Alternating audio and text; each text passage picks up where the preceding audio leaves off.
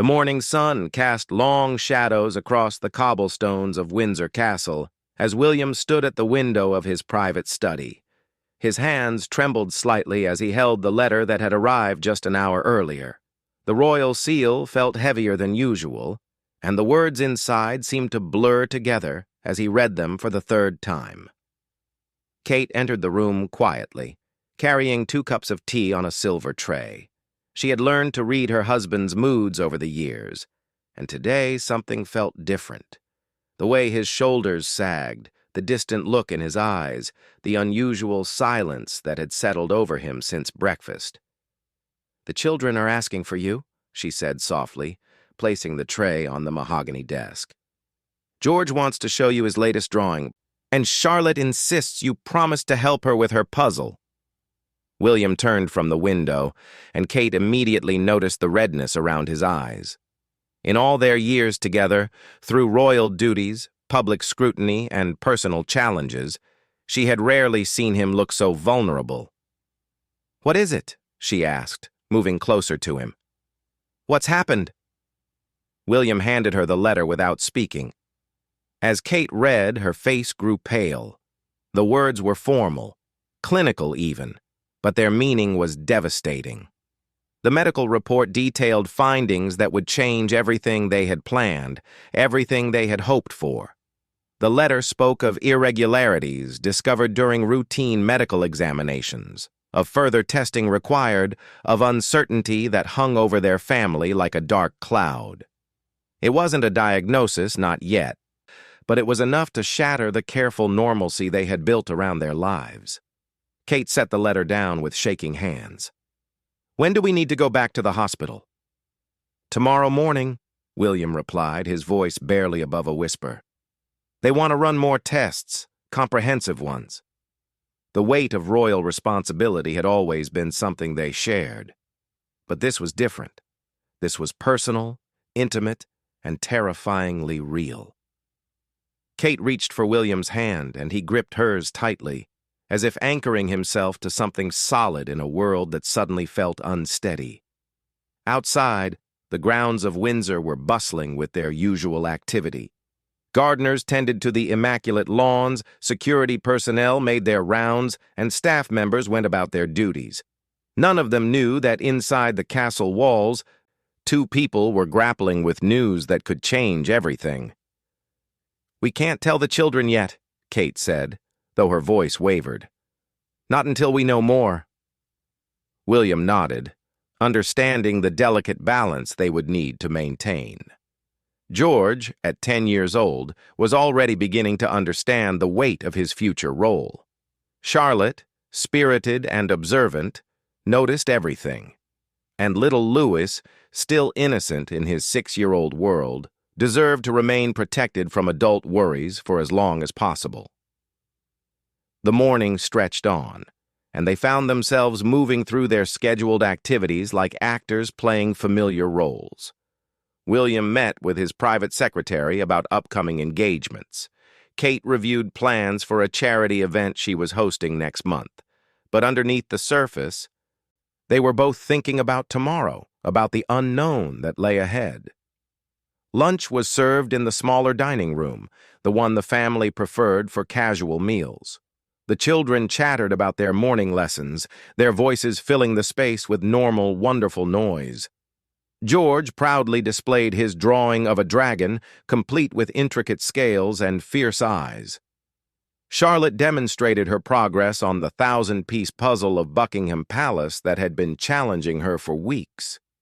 Kate watched William interact with their children, noting how he seemed to memorize every detail of their faces, every inflection in their voices. There was something desperate in the way he listened to George's stories about his history lesson, something almost frantic in how he helped Charlotte find the corner pieces of her puzzle. After lunch, when the children returned to their afternoon activities, William and Kate found themselves alone again.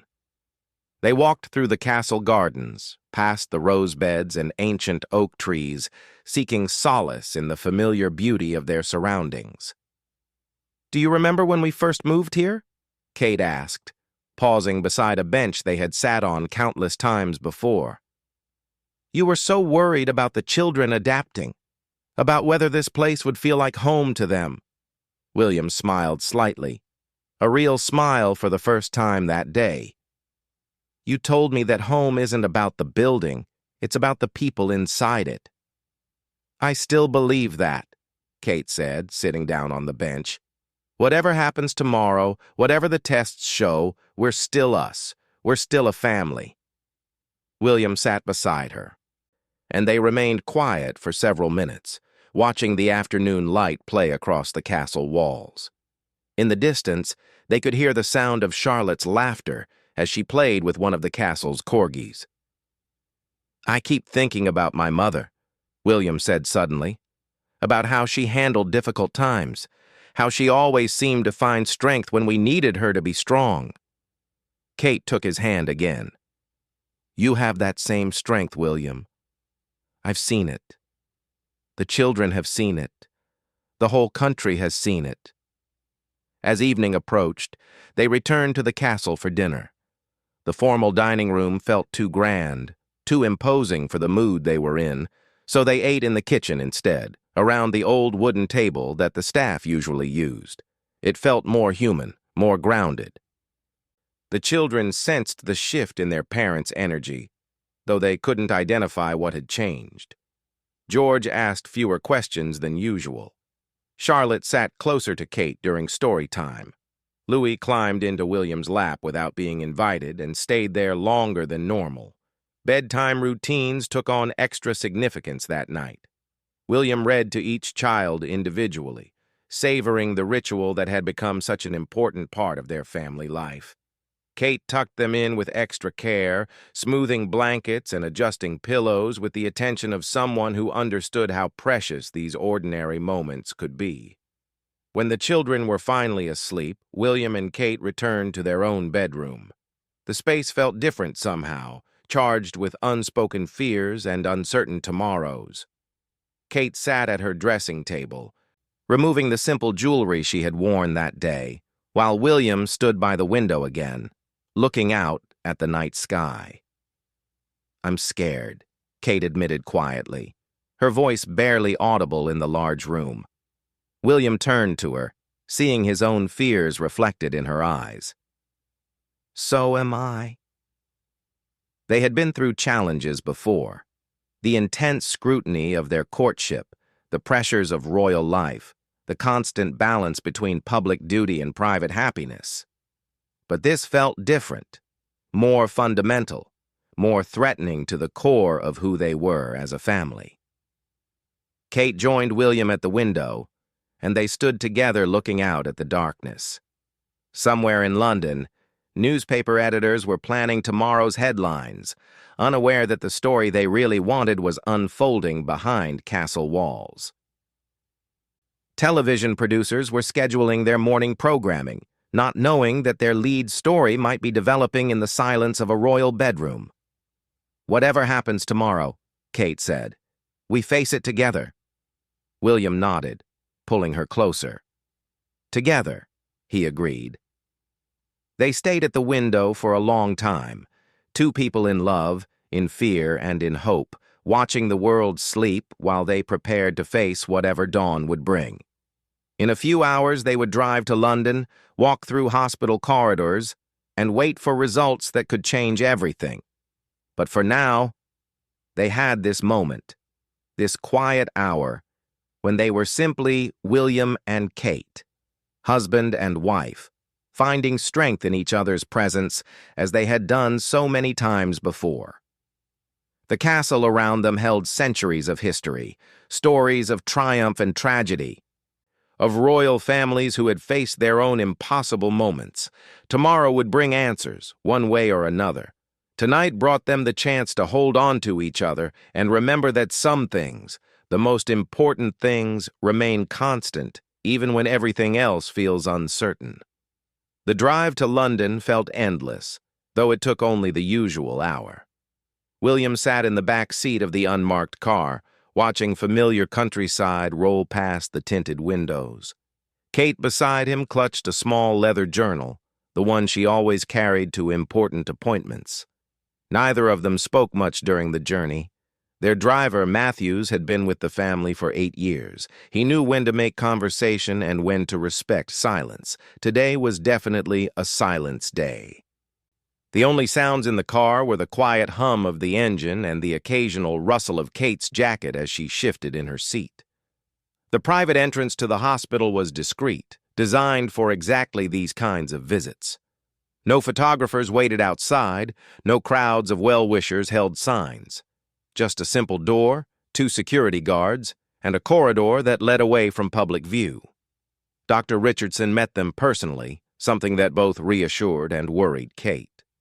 In her experience, when senior consultants cleared their schedules to deliver results in person, the news was rarely simple.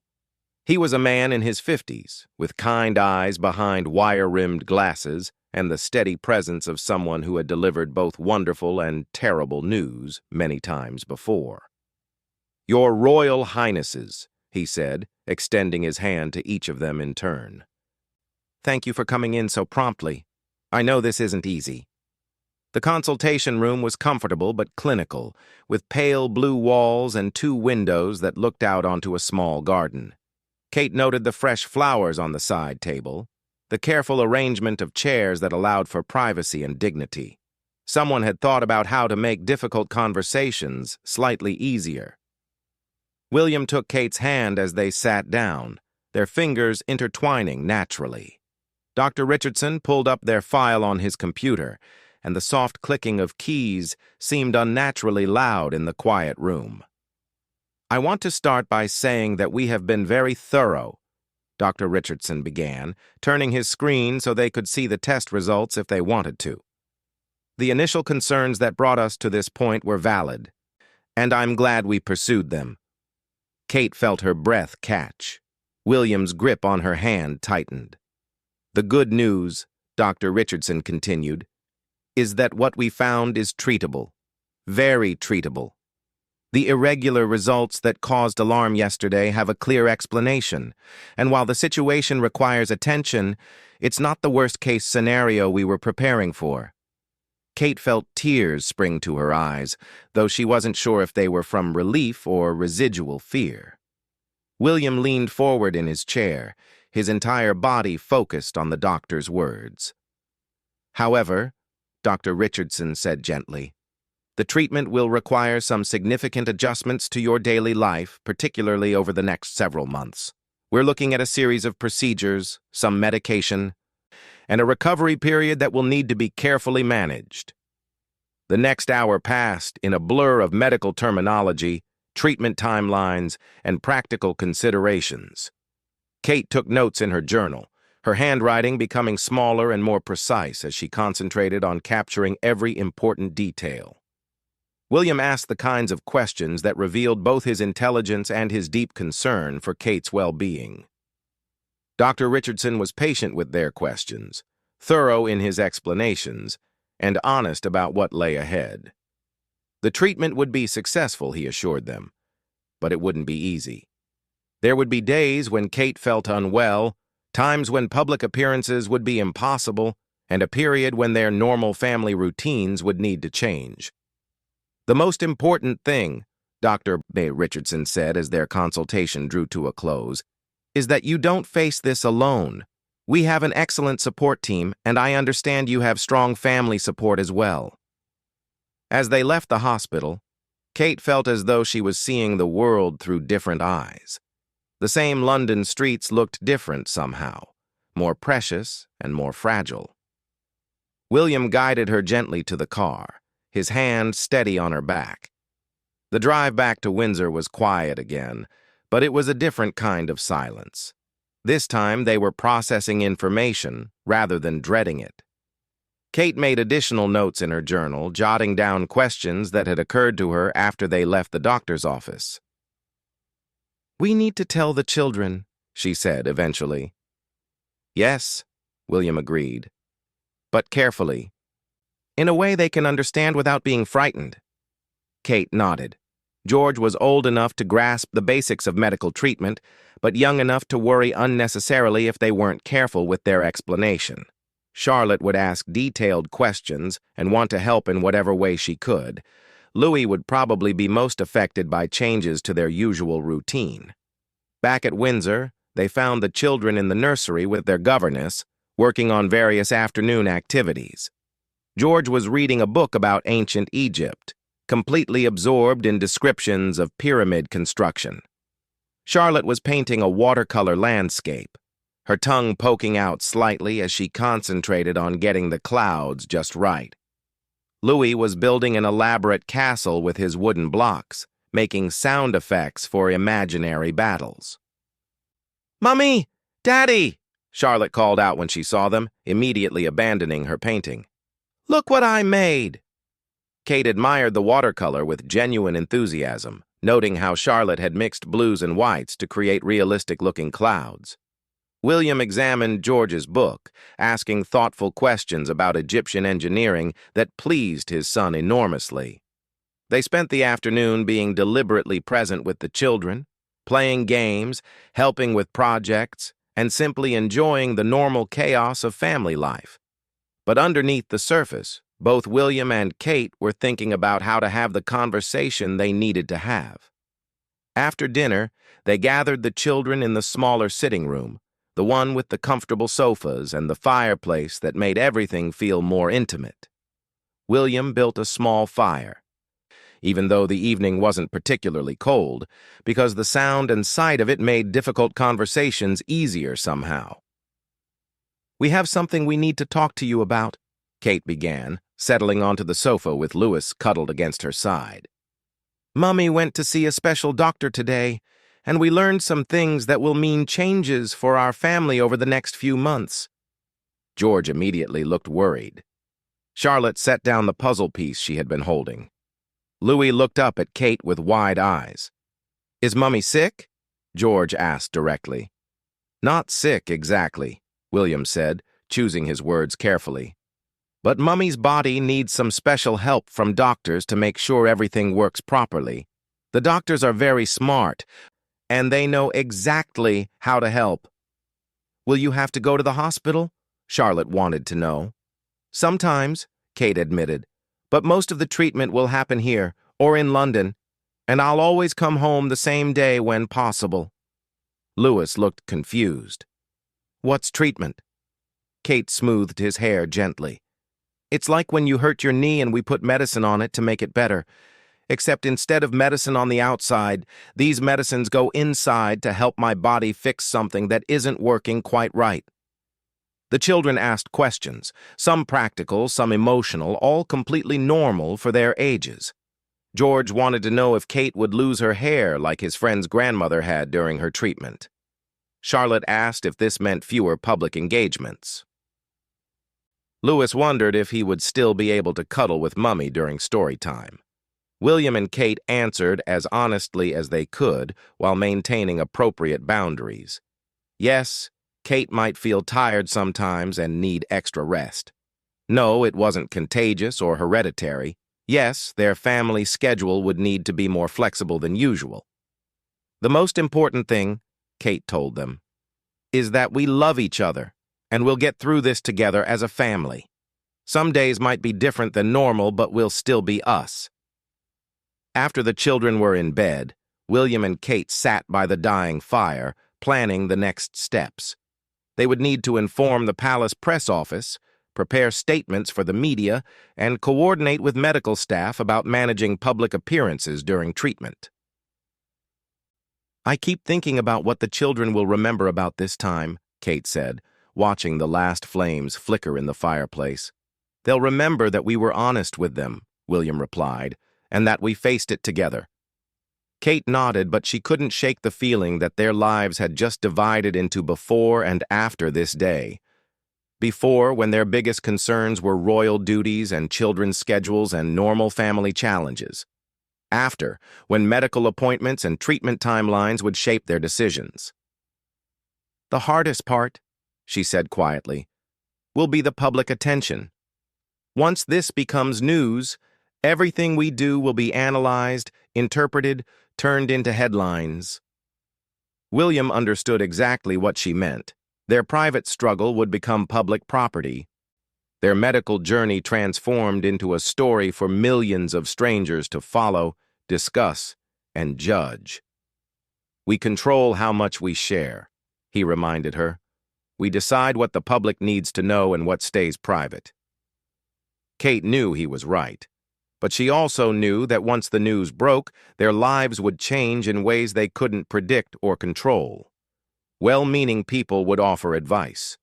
Photographers would look for signs of illness or recovery. Every public appearance would be scrutinized for clues about her condition. They went to bed that night holding each other a little tighter, talking a little longer about small things, postponing sleep because unconsciousness felt like giving up control. Tomorrow would bring meetings with press secretaries and communications experts. There would be medical appointments to schedule and family routines to adjust. But tonight, they had survived the hardest part. They had received the diagnosis, understood the treatment plan, and told their children.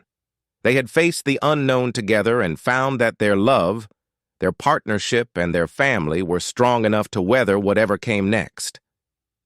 In the darkness of their bedroom, with the castle quiet around them, William and Kate held on to each other and prepared to face a future that would test their strength, their patience, and their faith in ways they were only beginning to understand. 6 weeks had passed since that first hospital visit, and the autumn morning carried a crispness that seemed to match the clarity Kate finally felt returning to her mind. The treatment had been exactly as Dr. Richardson had described, neither better nor worse than expected, but different from anything she could have imagined. William found her in the conservatory, wrapped in a soft cashmere blanket and reading letters from well-wishers around the world. The morning light streaming through the glass walls highlighted the changes in her face, the subtle marks left by weeks of medical intervention, but also something else, something that looked like quiet triumph. "The children are asking if you feel well enough for the walk to the lake today," he said, settling into the chair beside her. "Charlotte has been planning it since Tuesday, complete with a picnic lunch and games by the water." Kate smiled, the first truly unreserved smile he had seen from her in weeks. "Tell her yes. Tell her absolutely yes." The decision to make Kate's condition public had been carefully orchestrated, with statements released through proper channels and medical updates provided at appropriate intervals. The British public had responded with an outpouring of support that had surprised even the palace press office. Letters, flowers, and heartfelt messages arrived daily from people sharing their own stories of medical challenges and recovery. Kate had read many of these letters during her treatment, finding strength in the words of strangers who understood what it meant to face uncertainty with courage. A grandmother from Yorkshire wrote about her own treatment journey and how it had taught her to appreciate small daily joys. A young mother from Wales shared how her children had helped her stay positive during difficult medical procedures. A retired teacher from Scotland sent pressed flowers from her garden, along with poems she had written during her own recovery. "I want to respond to more of these personally," Kate said, holding up a letter from an 8-year-old girl who had drawn a picture of Kate, surrounded by rainbows and butterflies. "Not through the press office, but actually right back myself." William understood. The formal royal responses, while appropriate, couldn't capture the personal connection Kate felt with people who had reached out during her vulnerability. These letters represented something real, something human that transcended royal protocol. The walk to the lake became a family expedition, with all 3 children bundling up in autumn coats and boots. George carried the picnic basket with the seriousness of someone entrusted with an important mission. Charlotte had appointed herself navigator, consulting a hand-drawn map of the Windsor grounds that was charmingly inaccurate but filled with enthusiasm. Louis ran ahead, then circled back, then ran ahead again, his energy infectious. Kate moved more slowly than usual, but she moved with purpose. Each step felt deliberate, chosen, meaningful in a way that ordinary walks had never been before. William walked beside her, not hovering but present, his attention attuned to signs of fatigue or discomfort. "Mummy, look!" Charlotte called from up ahead, pointing to a family of swans gliding across the lake surface. "They're all together, just like us."